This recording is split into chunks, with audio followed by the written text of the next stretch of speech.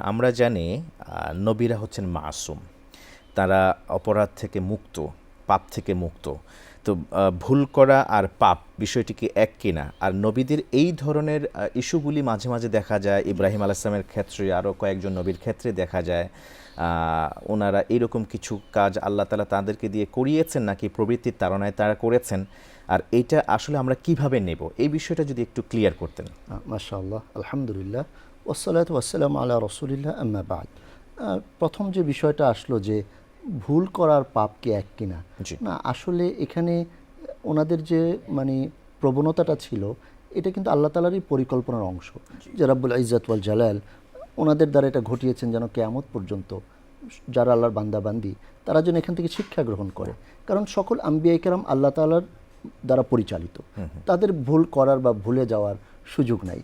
আমরা দেখতে পাই নবী সাল্লাল্লাহু আলাইহি ওয়াসাল্লামের সময়ও দু একটা বিষয় আল্লাহ তাআলা ওনাকে ভুলাইয়া দিয়েছেন, কেন? যেন উম্মত এখান থেকে শিক্ষা গ্রহণ করতে পারে। সুতরাং আমাদের কনসেপ্ট এখানে ক্লিয়ার থাকা উচিত যে উনি নিজের তাড়নায় ভুল করেননি, বরং এটা আল্লাহ তাআলার পরিকল্পনার অংশ হিসাবে ওনাকে ভুলিয়ে দেওয়া হয়েছে। এবং ইবলিস যে মানে বনি আদমকে ওয়াসওয়াসা দিতে পারে এবং এই ওয়াসওয়াসার কারণে বনি আদম ক্ষতিগ্রস্ত হতে পারে, এই বিষয়টি রব্বুল আলামিন এই আয়াতগুলোতে উল্লেখ করে আমাদেরকে শিক্ষা দিলেন। চমৎকার করে আপনি বললেন, জাযাকুমুল্লাহ খাইরান।